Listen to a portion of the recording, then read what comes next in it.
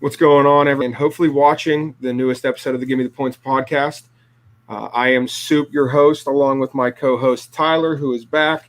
We have some conflicting schedules this week, but I skipped my lunch break today to get home early, and you're missing out on your sleep before your night shift. But we're here. We're ready. I think you're about 3 or 4 bangs deep, and we're ready to go. How you doing, buddy? I'm good. Glad to be back this week. Sorry you guys I had to miss last week, but still made money, so that's the important thing. Understatement of the year.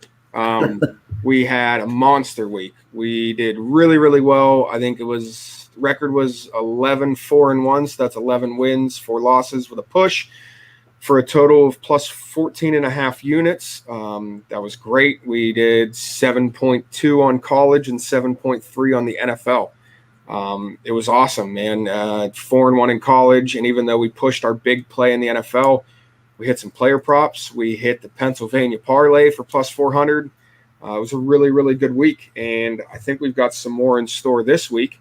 But I don't know. There's a lot going on in the NFL. You want to cover some hot topics before we get into these lines? Well, I think we're gonna try, and we're not gonna expose ourselves to cancel culture. No. But I feel like we'd be doing everybody an injustice if we didn't talk about what happened on Monday during the Ravens-Colts game. Yeah, so like you said, we don't want to hit cancel culture. I guess some of my issue is not whether John Gruden shouldn't have a job or not. Like, look, you're a head coach. It's one of those things that, normal people might say similar stuff. We don't know everything he said yet, but you're not a normal person. Right. I mean, you're not. But then I've seen on the internet people bring up the point. Think of the people performing the halftime show and think about some of the crap they've said and the lyrics in there. So I love Eminem. Yes. But to pretend like he's some morally upstanding person who should be a role model, isn't he an amazing entertainer? Yes. But, Gruden's a coach. Okay, I get that. But you also chose them to represent your sport at the halftime show of the biggest game of the year in your sport. So it does come off a little bit of, selective outrage, but that's how the freaking world is now. And then you have to take a look at you got a little bit of reverb going on there. Turn your volume down just a little bit. Okay. Oh. Try. Yeah. Okay. Nope, it's still echoing real bad. Sorry about this, guys. We haven't had this issue. I can hear it, but I think we're good now. Okay. Yes, we're good. Okay. We also have to look at the players in the NFL, man. Top 3 wide receiver in the NFL, Tyreek Hill. He choked out his pregnant girlfriend at the time, and he's still glorified as a fantastic player. We look at Kareem Hunt, who there's video of him kicking a woman when she's down. Here he is scoring touchdowns week in and week out and getting paid millions of dollars. I don't mind the John Gruden firing, and I think John Gruden steps down regardless because of the situation that he's in. It came out that he's had some anti-gay slurs, and that doesn't stand well with having the first openly gay player on your roster. And then obviously the racial slurs. I mean, none of us are blind. The majority of the NFL is African American, so it's going to be hard for guys to get behind their coach. I'm not surprised by the John Gruden, not the situation, but the outcome of it by any means. But at the same point in time, if you're going to hold him accountable, you have to hold everybody accountable. And I think that is the moral of the story here. I don't think that only John, you know what I mean? And maybe they will hold players more accountable in the future, and I think they should. I truly don't believe that Kareem Hunt or Tyreek Hill should be playing football, but they are, and they're making millions upon millions of dollars. Tyler Higbee should not be playing football. He had assault charges against him, and it's just it goes beyond color and race. It boils down to being a decent human being. Mm-hmm. And I think it's as simple as that. So, well, the sad thing is most athletes aren't. I think that's why I love gravitating towards hockey players, but that's a whole separate topic. But anyways, yeah, there's a lot of football players that are. That has a lot to do with international as well. Yeah. That it's not an American-based sport. It is more popular internationally than it is in America, and that's the same thing with like soccer. I mean, it's the international realm brought together. But I don't know, man. It's crazy. I was walking. We were going from one bar to another because the one closed to finish watching the second half. And as we're walking in, our buddy who's a Ravens fan was streaming the game on his phone because he couldn't miss anything from the parking lot. It's a 2-minute ride. And he showed me the phone and he's like, oh my God, is this serious? And it was John Gruden is resigning. And I was like, wow, okay, like this is happening. So yeah, John Gruden's out. 4 years into a 10-year deal.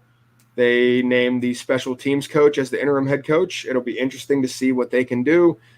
The Raiders organization as a whole has been a dumpster fire for a long time, and that starts at the top. That started with Al Davis, and it's come down to Bowl Cut Mark Davis. I think they're just absolute shit owners, and I wish I could say I'm surprised that this happened to their organization, but at the same point in time, I'm not. No, it's not surprising. But anyway, recap on last week. I'm going to run through these real quick because it's a lot of them, and we got to get on to these next week plays. But we had 5 college football plays. We had the show plays were Texas, Oklahoma, under 63.5. That was dead. Real fast in a hurry. Texas scored 14 points in the first minute and a half. I think it was dead from the jump. But what a fucking meltdown. Oh my God, Texas. You outdo yourself every single week. Crazy game.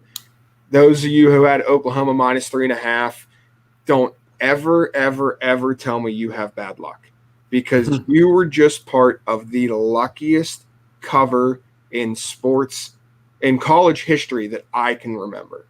Agreed? Yeah. Yeah. Easily. Hang on, we got a comment in here. It says, who is your MVP so far? This is tough, and I might be biased here, but I look at MVP as the most valuable player, not the best player in the league. I truly look at it as the most valuable player for this year. And I look at what the Cowboys were last year without Dak, and now I look what the Cowboys are with Dak. I put Dak in there. Obviously, Josh Allen's in the conversation, and it pains me to say this because I know we were against them. Yeah, that's my pick, Lamar Jackson. Damn it, Lamar Jackson. My God, 400. What would they be without him? He's put them on his back, honestly. He's got more total yards than 19 teams in the NFL through 5 weeks. Yeah. I mean, but if I'm picking one right now, I know Kyler was the favorite going into last week, but they threw up a stinker. If I'm picking one right now, I think that they would probably go with Josh Allen. That's my opinion. I think if it ended right now, Josh Allen would win MVP.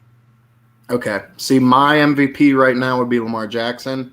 But like you said, who do I think would win it right now, and who do I also think probably will win it? I think probably Josh Allen or Kyler Murray will win it. Yeah. Yeah, because, don't give Arizona's off to an unbelievable start. It's crazy. The most valuable player is, in my mind, if you take a guy off of a team, how much does it affect that team? And I think if you take, obviously, Lamar with the injuries Baltimore have suffered, you take Lamar off, he's definitely in the conversation. We know what Dallas is without Dak, and I can't imagine Buffalo without Josh Allen. No. Yeah. So those are the top 3 right now, and they're probably the top 3 on the betting odds. I think Josh Allen is the favorite, so I guess that makes sense. Yeah. But the other 2 college plays we had were Iowa, Penn State over 40.5. What a piss poor offensive game, but the over hit. So that's all that matters. That was a 3-unit play. The Texas loss was a 1-unit play. Georgia Auburn under 47.5. The Dogs defense does it again. And they shut Auburn and Bo Nix down. The under hit. That was a 2-unit play. Then we had 2 plays to the Instagram story. One was Michigan State -4. That was a 2-unit play. They won that game by like 18 or something like that. And then Michigan -2.5, 2-unit play, gave me a damn heart attack. But Martinez did it again, man. He did it again. Fumble monster. In crunch time, trying to fight for an extra 2 yards on a 3-yard run and got stripped, and Michigan got the ball back and won the game. So 4-1 in college. NFL, we had 4 player props that we posted to the story, all 1-unit plays. Tony Pollard over 39.5 rushing yards. He went for 75. That is a line that I'm going to look at every single week. If they keep him under 45, I'm betting it every single week. He gets anywhere between 10 and 15 carries, and he's a change of pace guy, and he's so good. Yeah, he's really good. Second best backup in the league behind Kareem Hunt. Kyler Murray over 280.5. That was a loss. Nick Chubb, anytime touchdown scorer. He busted a long one in the third quarter. That hit. And then Damian Williams over 19.5 receiving yards. And he caught a pass on the first drive for 20 yards. So that hit on the first drive of the game. And then we had the Packers -3, which was a push against the Bengals because of just a nightmare of field goal and extra point kicking. That was terrible. Washington +3 against the Saints. That was a loss. That was a 2-unit play. Tampa -9.5 for 2 units. They dominated the Dolphins. The London game over 46. Thank you, Mr. Saleh, for running the field goal kicker out there to hit the over. They kicked the field goal with like 9 seconds left to hit the over. We appreciate that after three Atlanta red zone fumbles. Yeah. The over shouldn't have been a question. But. No, that was the betting god saying you deserve this. Yeah. So that was a 2-unit winner. Rams -2.5 Thursday Night Football. We almost lost to Gino Smith and Alex Collins, but the Rams held up there, covered that spread. That was 2 units. The Texans under 15.5 for 2 units, and Davis Mills put on a full game performance in the first half, and then had a opening drive touchdown, and then got blanked the final 28 minutes of the game. So they hit 22 points, which was annoying. But that New England won, so whatever. And then the Pennsylvania parlay, baby. Eagles Steelers moneyline parlay +400. That was 1 unit to win 4. Again, 14.5 unit week last week, big week. But we've got a lot ahead of us. I know you've got not a lot of sleep ahead of you, so let's get into this. Okay. And we're going to start with the NFL plays. Excuse me. We're going to save the Thursday night game because it's going to be played with a Sunday game. So we're going to jump into the London game first, okay? You cool with that? I'm cool with that. Good. I'm gonna let you take this because it is your boys. Okay. You weren't here. You wouldn't even defended them last week. You agreed with me on the Urban Meyer shit, right? I would not have defended him. Okay. All right. So Miami technically at Jacksonville. It's in London again. This is the 9:25 kickoff or whatever. Miami is a 3-point favorite here. Over under sitting at 47. We're going to make a 1 unit play on this game. I want you to tell me what our 1 unit play on this game will be. We are going to take Jacksonville over 22 points. The Jags defense is terrible, but Miami's offense isn't good, so it kind of scared me away from wanting to play the over. But Jacksonville's offense has improved every week. I'm not going to say they're world beaters, but Trevor Lawrence has improved every week. I watch every snap they play, so regardless of the numbers, he's looking more confident. He's cutting down he's learning how to play quarterback in the NFL. Hold on a second. But he's not comfortable running a QB sneak.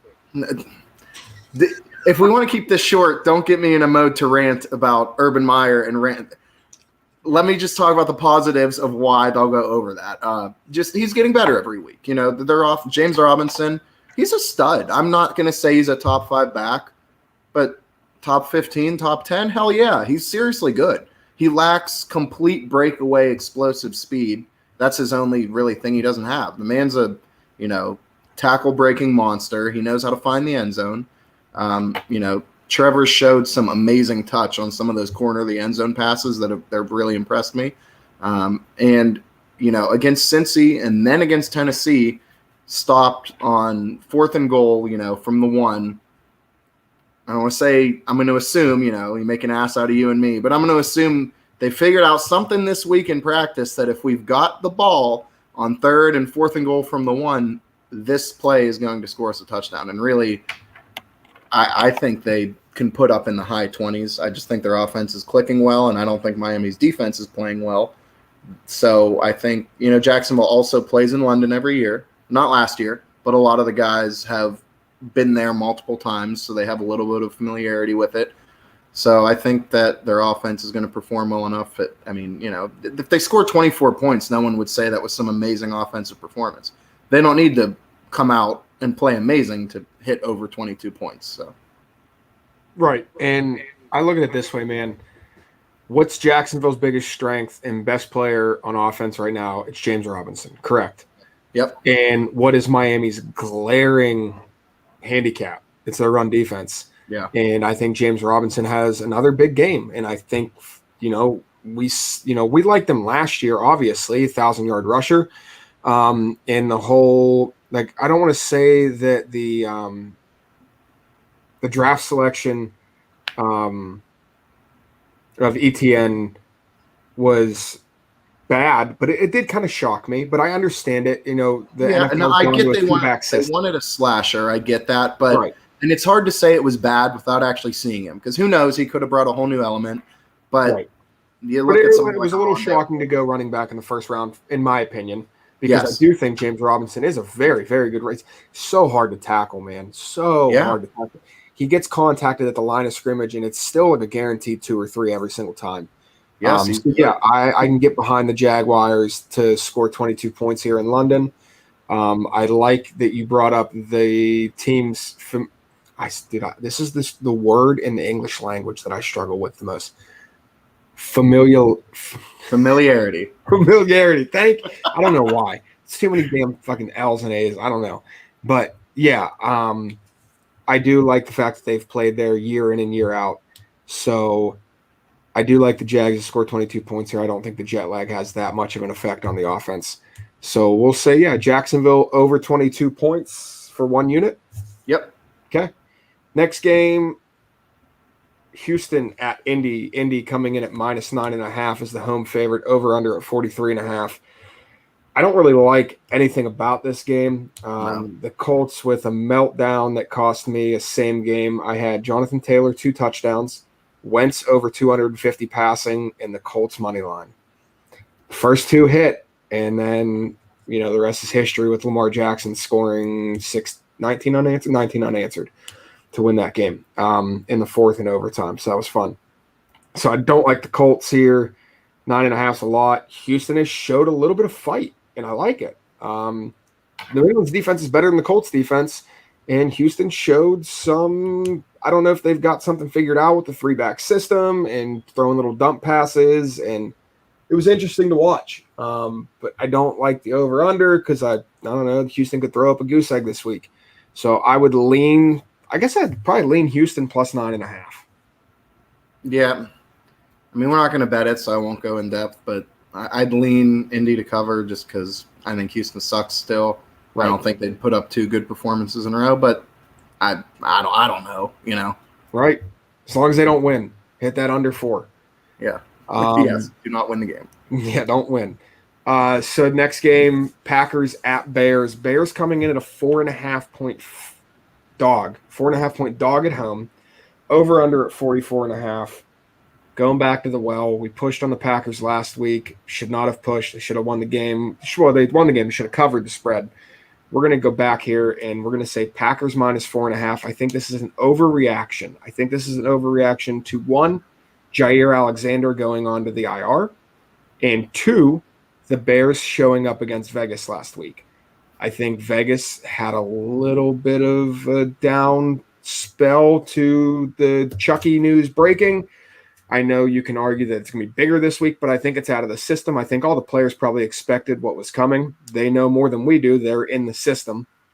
So I think this is an overreaction. And Aaron Rodgers against the Bears, 21-4 in his career, averages like I think it was 272 passing and 2.5 touchdowns. The weakness of the Packers is their pass D, now, especially now with Jair Alexander out. But I don't think that the Bears are fully ready to let Justin Fields loose. He only threw 20 passes last week. I think it's going to be another, run-heavy attack with Damian Williams and then the rookie, Khalil Herbert? Khalil Herbert. I don't know how you say the kid's name. But, yeah, so I think the Packers cover 4.5 here. 3 units? 3 units. Yeah. Packers more. Yeah. And do you have any input on this game? No, you covered it. I mean, it's not necessarily Bears hate. It's Packers love. Yeah, exactly. And right. And I like the Packers offense. It's clicking. It's moving the ball well. They're getting A.J. Dillon involved more. Yeah. So Packers minus 4.5, 3 units here. Yeah. Next game. 27-17 Packers. What's that, 27-17? Yeah. That sounds about right. Chiefs at the Washington Redskins. Redskins getting 7 points as the home dog. Over under 55.5. Chiefs defense still sucks. And their offense, 4 turnovers against Buffalo. But we said in the preseason that Buffalo's defense is going to bounce back this year. And they have done that after one bad game. But their defense is good. The Redskins defense, on the other hand, a team that was expected to perform extremely well on the defensive side of the ball, has not done so. So should the Chiefs cover the spread here? They should. They sure should. Edwards-Helaire's out. You've got the worst secondary in the league. You've got Patrick Mahomes and all of his weapons healthy. So should the Chiefs cover the spread? Absolutely.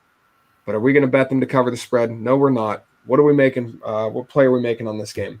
We are going to take the Washington football team Redskins over 2.5 touchdowns, correct? Yes, I like that. The Chiefs haven't let up less than 21 points this year. Defense is bad. I want to pull this up here real quick. I just want to run through the points that they've let up this year. I know the Browns week 1, they let up 29 to the Browns, 36 to the Ravens, 30 to the Chargers, 30 to the Eagles, and 38 to the Bills. So 29 is the lowest amount total that they've let up. And you can tell me, sure, the Browns, the Ravens, the Chargers, the Bills definitely have better offenses than the Redskins. Do the Eagles? I don't think so. I don't think the Eagles do have better offense. It's pretty good. Yeah, honestly. It's well balanced. And they're at home here, which makes me like them even more to score at least 3 touchdowns. I think Gibson's going to have a good game. And then, the fucking quarterback, just Taylor Heineke gets it done week in and week out. Yeah, rough week against the Saints last week. But Scary Terry, I like them to score 3 touchdowns here. What do you want to do?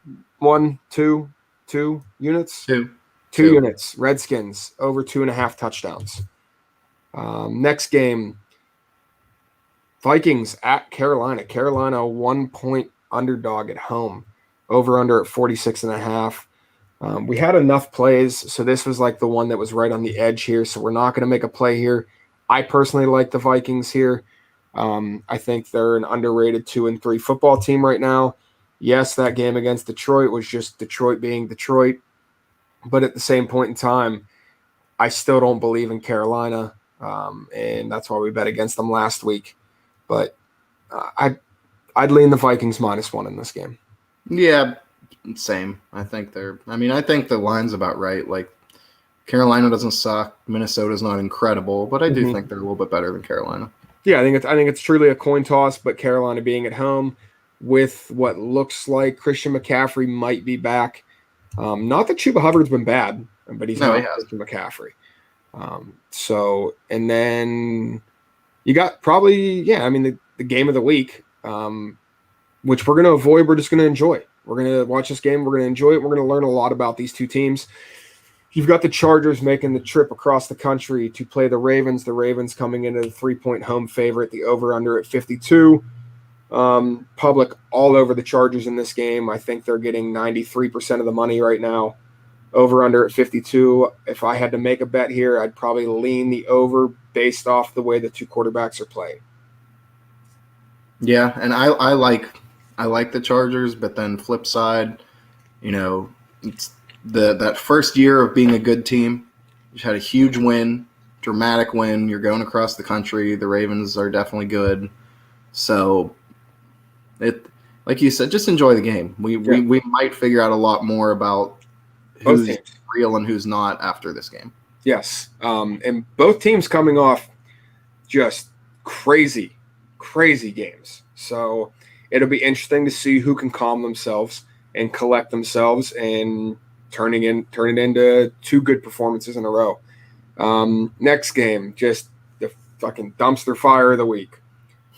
Bengals at the Lions. The Lions coming in at 3.5-point home dogs, over under at 47.5. Joe Burrow, throat contusion, went to the hospital after the Packers game. His status is questionable, but I expect him to play. And Detroit just can't stop.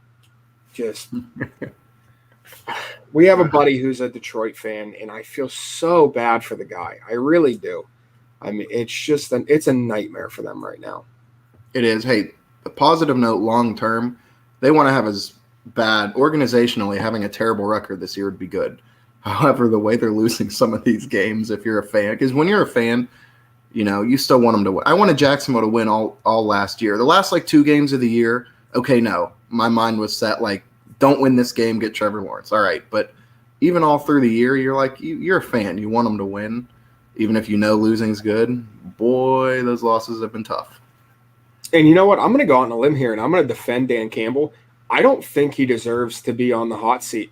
I really don't, because I do believe when it comes down to crunch time, true crunch time, players have to perform. Yeah, he's got Jared Goff as his quarterback. Jared Goff does not suck, if you know what I mean, but he in big moments, he just lets you down. Dan Campbell's drawing up fantastic game plans to keep his teams in games against far superior competition. Yeah, DeAndre Swift is an absolute beast. Yes, and I still think Jamal Williams is very, very good. Yeah, I like the way they're using both of them. I really do. Both guys catch the ball well. Both guys run the ball well. So when one's on the field, it's not obvious that they're running or passing. It was kind of heartbreaking seeing Dan Campbell crying after the game, man. I felt for the guy. Yeah, I really felt for him. But like I said, in crunch time, players have to perform. It comes down to that, and the players are not doing that. The coach is giving them the recipe to win the game, and they just can't get it done. So next game, Rams at Giants. Giants coming in at a 9.5-point home dog. There are so many home dogs this week. Over under at 48.5. So this is where the Thursday night game ties in. We thought about Tampa -7, but then we looked at the Sharp report. And for those of you that don't know, Sharp's professional bettors, there are 15 tracked Sharp plays on the Eagles right now and none on Tampa. So that kind of scares me away from Tampa -7, even though, yes, they should win that game by 10-plus points. It is Thursday night. It is on the road, so it scares me away from that. But we think they're going to win the game, right? Tampa wins the game against the Eagles, correct? Yes, absolutely. Okay. The Rams, the Giants are destroyed by injuries. Tony has a breakout week, throws a punch, gets hurt. Saquon Barkley has a fucking bowling ball attached to his ankle. Somehow it's a low ankle sprain. I have no idea how that guy's going to play in 2 weeks, but he's not playing this week. And then Daniel Jones got decapitated. Not Taysom Hill decapitated, but he did get hit really hard. He concussion, got up, fell over. Mike Glennon might be at quarterback. It might be Mike Glennon and Devontae Booker, and Kenny Galladay's out too.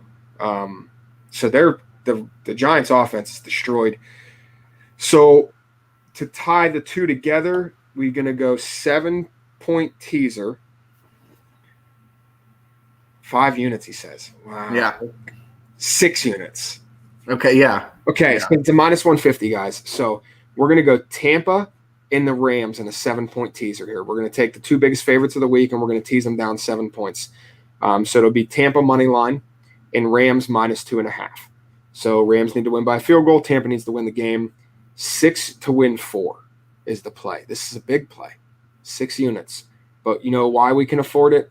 Because we won 14.5 last week, because we're up 25 on the year.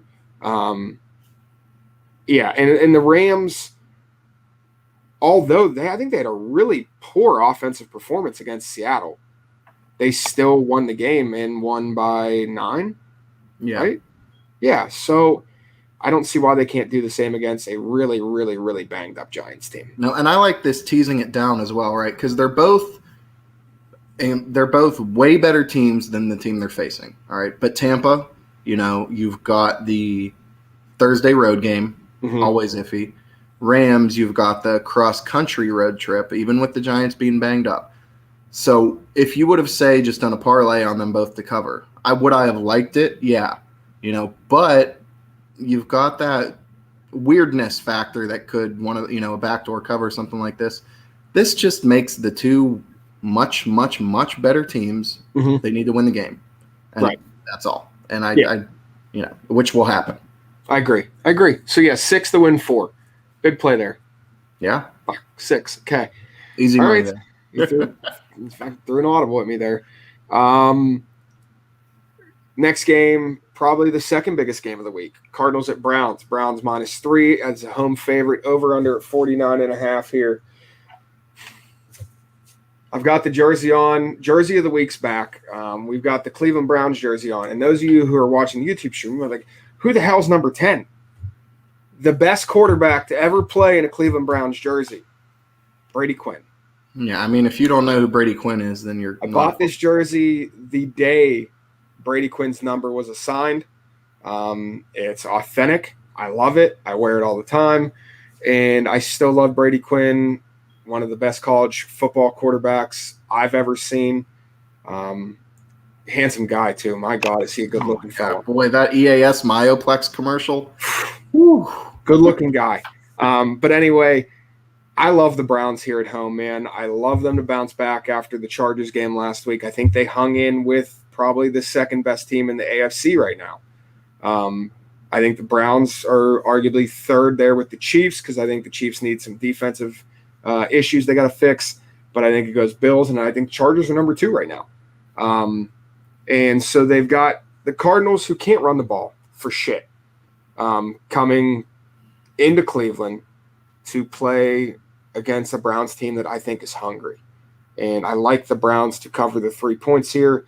I would also probably side with the over as well, but I think that the Browns pass rush is going to make Kyler Murray's day a living hell. And I think it's going to take a lot of broken down DeAndre Hopkins big plays for them to keep up here. Yeah, I agree. I like the Browns a lot. Their losses that they've had feel like games that they easily could have, and to be honest, maybe should have won. Yeah, should have won. I mean, they had the lead. They had the lead by 14 plus in both those games. Yeah. But again, it was against 2 top caliber AFC teams in the Chiefs and the Chargers. Yeah, and this, like we said, we're not betting because we're not making this because Arizona is due to lose, but they are due to lose. They're traveling across the country. It's against a fierce pass rush. They've got, real quick, I got to complain, that fucking vulture James Conner, 10 carries for 29 yards and 2 touchdowns every week. Like, what's he got, 6 or 7 touchdowns on the year? Yeah. It's crazy, man. He's got so many. It's disgusting. His yards per carry's got to be around or under 3. It's awful. It's higher than it was in Pittsburgh. Well, mine.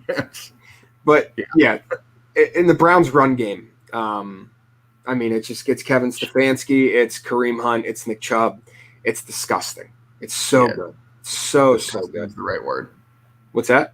Disgusting's the right word. It's good. Yes, it is. So Browns to run it down their throats. Baker make a few big plays, and the Browns to cover the 3 points. We're going to go 2 units on the Browns minus 3. Yes, sir. Next game, Vegas at Denver. Denver coming in at a 3.5-point home favorite, over under at 44.5. Denver pooped last week against Pittsburgh, and I think they're going to poop again this week against the Raiders. I think the Raiders get their head straight, and I do think that they bounce back. I think they win this game outright, but as we've covered multiple times before, when you're getting 3.5, regardless if you think the team's going to win the game outright, take the smart bet, take the 3.5. Don't bet the money line, because then when they lose by 3 on a field goal in overtime, you're going to be pissed. So 3.5, Raiders getting 3.5 against Denver here. I'm not buying into Teddy Bridgewater. I'm not buying into their running a game. Defense is good. Bradley Chubb's still out though, and I think the Raiders are more well balanced. They have a very good offense. Threw up a stinker against Chicago last week, but I do like the Raiders to cover 3.5 in this game. Yeah, I like it. Like you said, they have a good offense, and they laid a stinker. How often does a good offense lay a stinker 2 weeks in a row? Not usually. So no, and they've got motivation this week. I really do. I really do believe that, and I love their pass rush between Crosby, Nassib, and Ngakoue. Love the pass rush. Super good. Yep. It's going to make Teddy Bridgewater. He's not going to have a lot of time to pass the ball. Cortland Sutton needs time to get open, and I don't think he's going to get that time this week. Next game, Dallas at New England. The line's down a whole point a day. It's New England plus 3.5 at home. It's a super small line for a Dallas team that's hot. Over under 51.5. What do you like?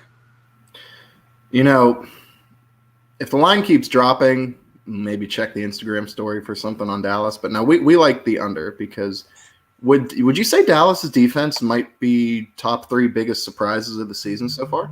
Absolutely. I mean, Diggs is he good. Oh my God, the kid's, it's incredible. I don't know if you read the quote that he said, but or maybe it was Stephon Diggs, his brother, said it. He said that when Saban moved Trayvon from wide receiver to cornerback, he called him crying and said he wanted to quit. And Stephon Diggs told him, buckle your chin strap and get to it, because you've got the talent to play whatever position you want. And Nick Saban, you were right, buddy. This kid is so talented. And it's not only his hands. Yes, he has 6 interceptions, which is double the second place guy in the league right now. But his knack for reading routes, which comes from being a wide receiver, and just he's in the right spot at all times, man. He's super athletic. He's super good. He's very, very good.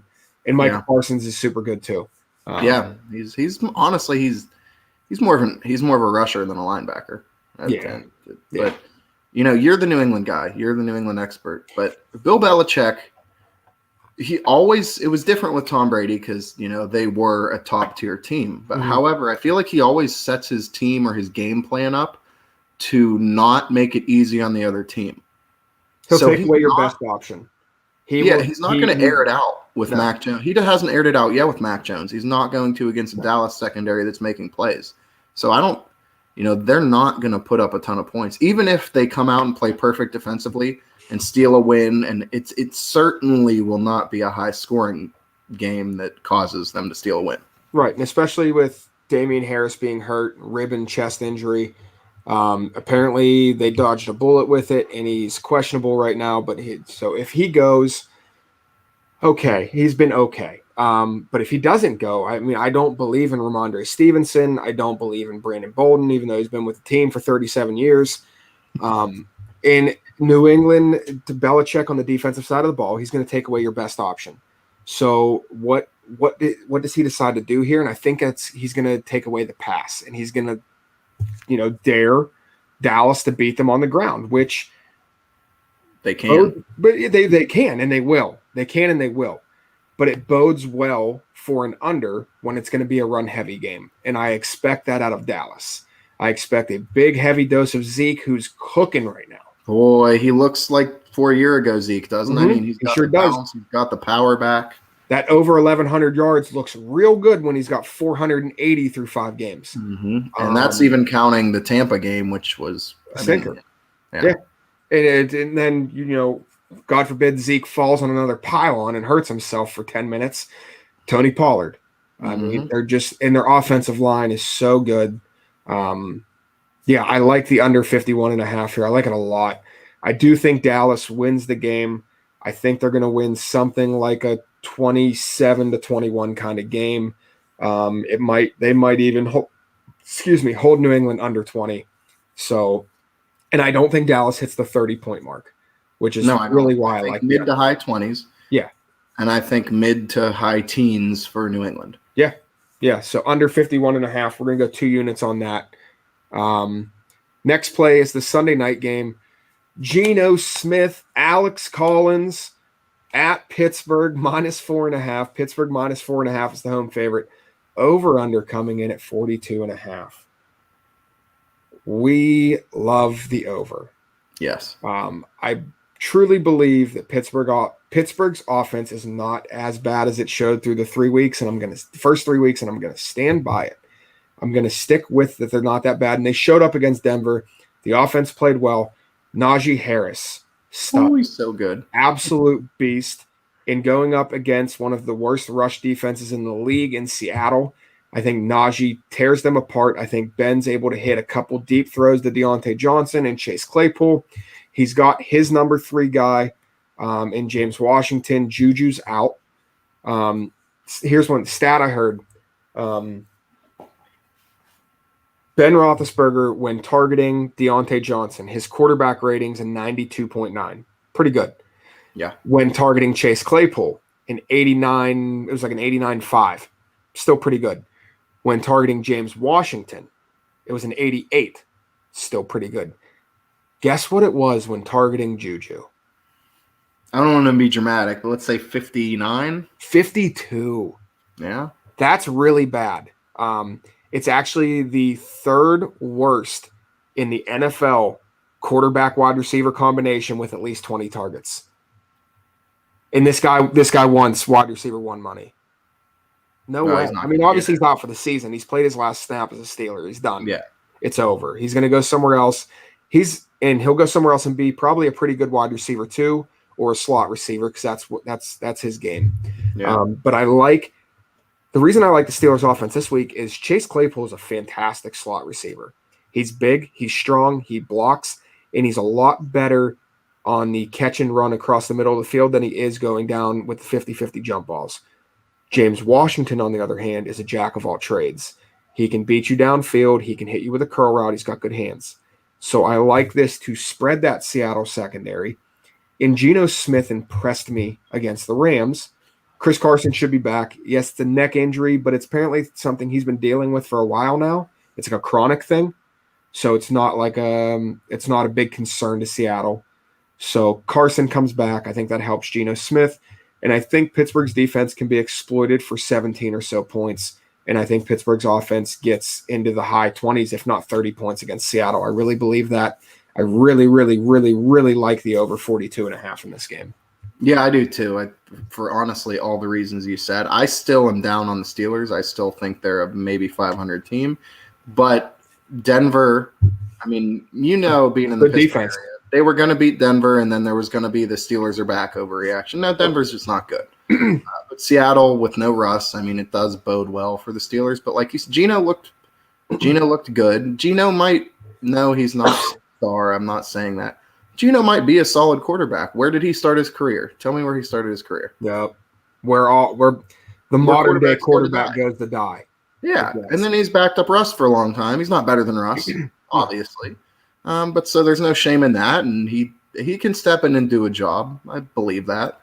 The Steelers' defense hasn't looked, impenetrable or anything. So getting near 20 points, he's still got DK Metcalf, kind of Tyler Lockett. Yeah, still has Tyler Lockett. So, and again, still has Freddie Swain. Yeah, the Steelers' offense is going to roll, I think, which. Even if the over hits in garbage time, if it has to happen that way, we don't care. We just care that it's going to hit. It hits. Gino Smith, the most impressive thing about him last week was not the 98-yard drive or the 65-yard drive. It was his command of the offense. I mean, he was up on the line, making audibles, changing cover or blocking. It was impressive. It really was for a backup quarterback to come in against the Rams, who are supposed to have a very good defense, and have the poise that he did. He's not a young kid anymore. No, he's a vet. He's an experienced, grizzled veteran. I mean, I don't care if he's a backup. He still takes snaps with the first team at some point in practice. He still is watching game film. He's still in the NFL. And I think Gino Smith can come out and put on a decent performance. Yeah, he's one of the better backups in the league.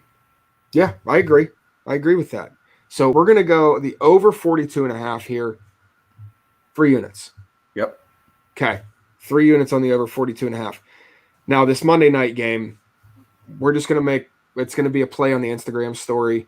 It's probably going to be a play or prop play, if not 2. It's the Bills at the Titans. Titans getting 5.5 points at home, over under at 54.5. If I had to lean aside on this game, I'm leaning the Bills to cover the 5.5 because Tennessee has shown me nothing to think that they can keep up with this Bills offense. Same. Okay. That would be the lean here. So I'm going to run back through this and we're going to recap this, and I want you to keep track of the units in your head while I'm rattling them off here. All right.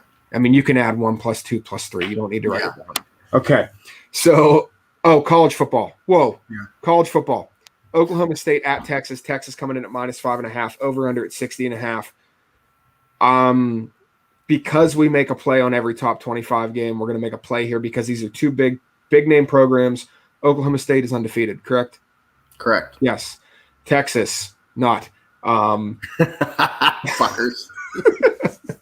Texas, not undefeated. I'm going to side the over 60.5 here just based off of Texas's defensive performance last week.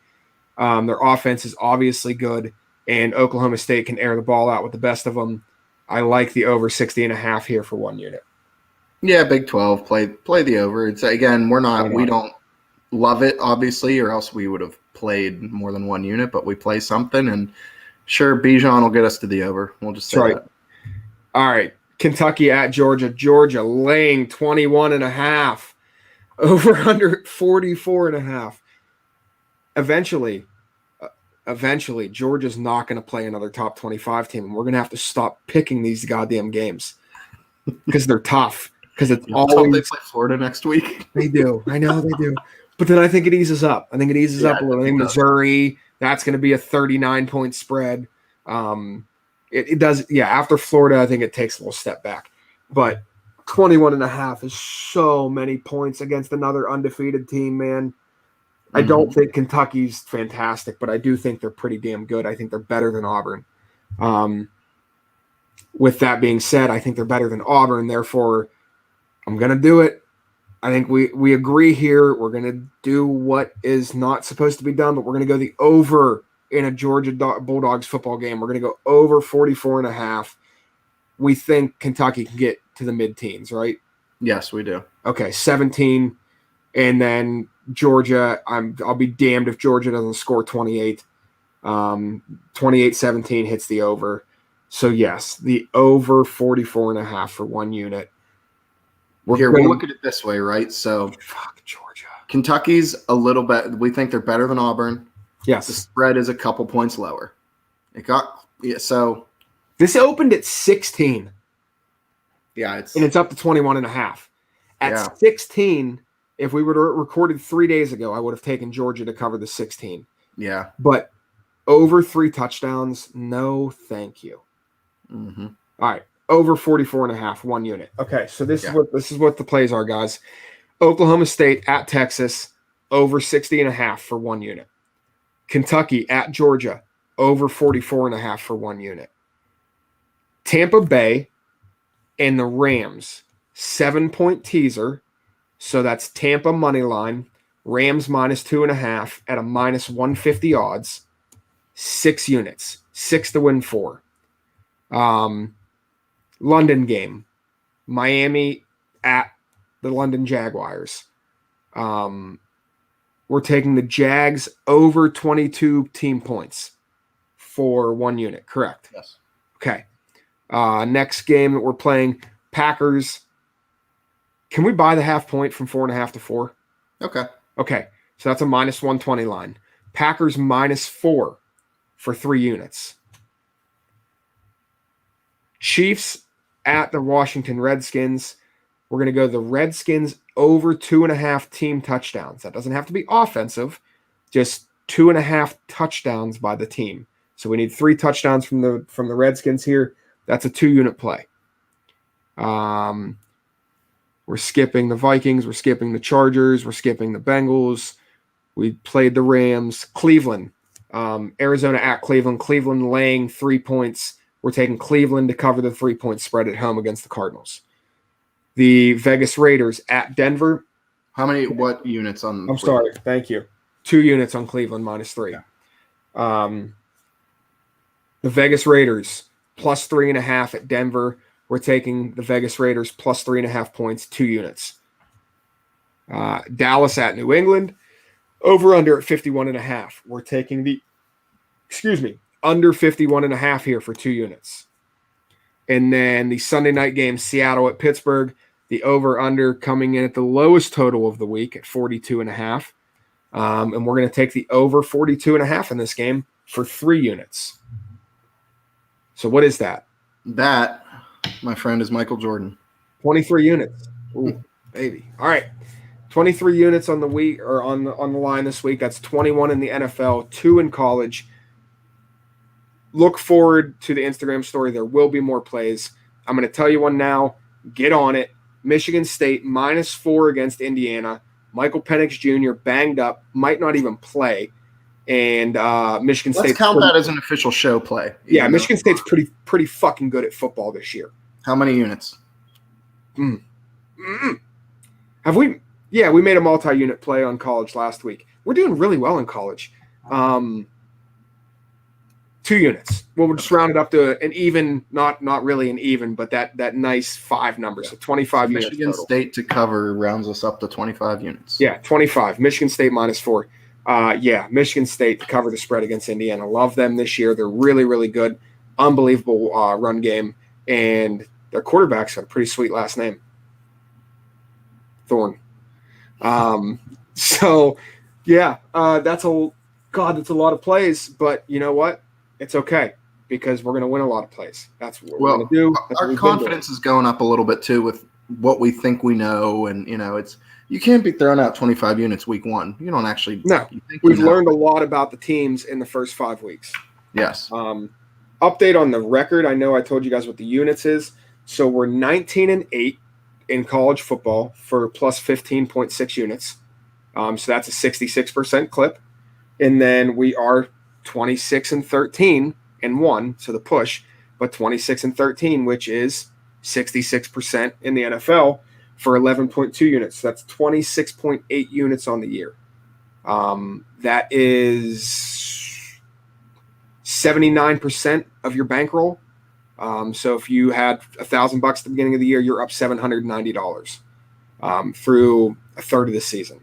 I mean, it could get better if we're betting 50 units on a game, sure, but that's just not realistic. That's not you're betting half your bankroll on one game. No, that's not what we're going for. No, we're not Vegas Dave. We're not fucking 8,000 unit Megalodon plays. Nobody has 8,000 units. No, it's not a real thing.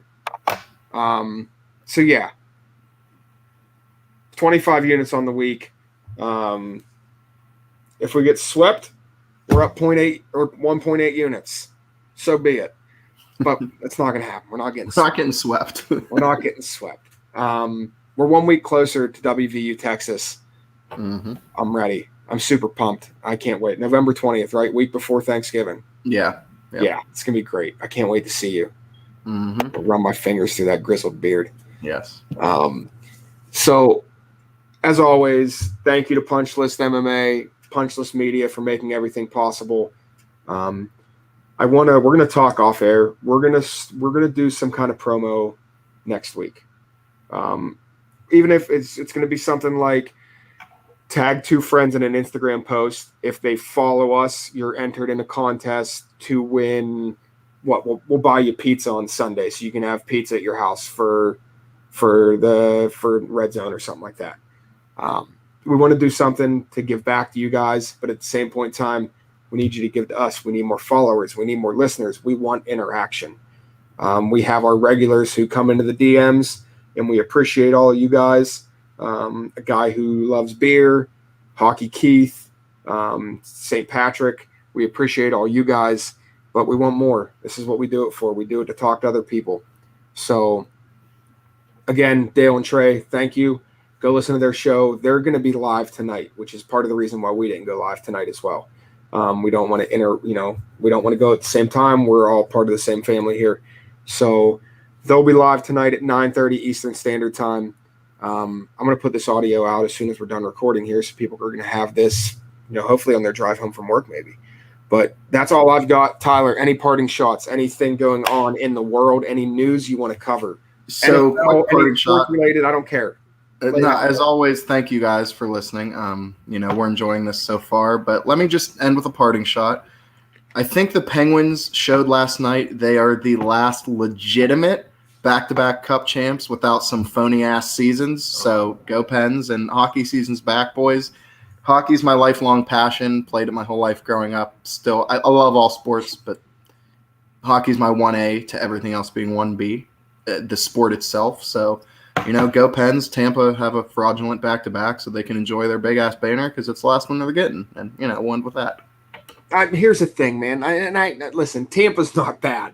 I know it's kind of like a dig at them because, the Pens won back-to-back. But they've got it. We saw it with Pittsburgh. From what? From their half seasons they won. It doesn't matter. It's still, dude. It's still the grind. No, what it was is they watched the banner go up. Mike Sullivan is at his absolute best when he has an undermanned roster, and they beat them to every loose puck, and they wanted it more. They did. They absolutely wanted it more. I loved the effort out of Kapanen and what Evan Rodriguez brought, and dude. Dominic Simone scored a goal. If he could score, he'd be amazing. He brings a lot to every line he's on. And here's the thing with the Penguins. How many breastfed passes has Crosby given him in his first run with the Penguins? That we don't want to talk about it because we've seen them in person in the playoffs. Oh, my God. But look, quickly, everyone, Mike Sullivan doesn't care about defense. Not true. His teams at their best play defense in the offensive zone with their aggressive forecheck. And they can't score if they're not in your end. And the Penguins played it to perfection last night. Jari looked competent, thankfully. It was pretty cool seeing Brian Boyle score a goal. Yeah, you mean Daniel Day-Lewis? Yes. Bill the Butcher? Yes. It was cool to see him score a goal. Yeah, it was. But, yeah, I mean, I don't know, man. Vasi just didn't seem – I don't think he was in it mentally. I really don't. But I don't know. It'll be interesting. NHL season is upon us. NBA 6 days away. We are going to be finally in full swing of sports again. I love it. You've got NCAA basketball in November tipping off. We've obviously got playoff baseball going on right now. And then we've got the beginning of the NHL regular season. We're mid-swing in football, beginning of NBA regular season.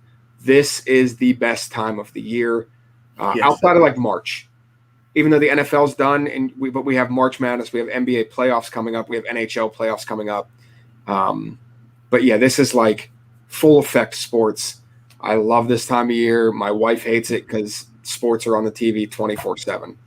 She should just learn to like them. She will at some point. Yeah. But anyway, 25 units on the line. We are at 59 minutes. This is pretty good, and we're getting ready to an hour. But we appreciate you guys.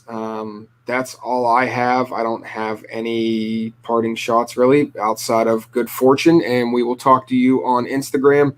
Follow the Instagram. You got to put the alert on for when we post stuff because the player props and stuff might come in 30 minutes before kickoff. We have families, so we have to take care of our families before we sit down and look at lines.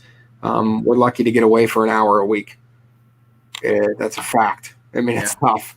So this isn't our life. This isn't our livelihood. We don't make a living off of this. We have jobs and families to deal with. So please put the alerts on for when we post the Instagram story so you can see the player props and get them in and maybe a second half line or something like that. But until next week, guys, good fortune, and we love you.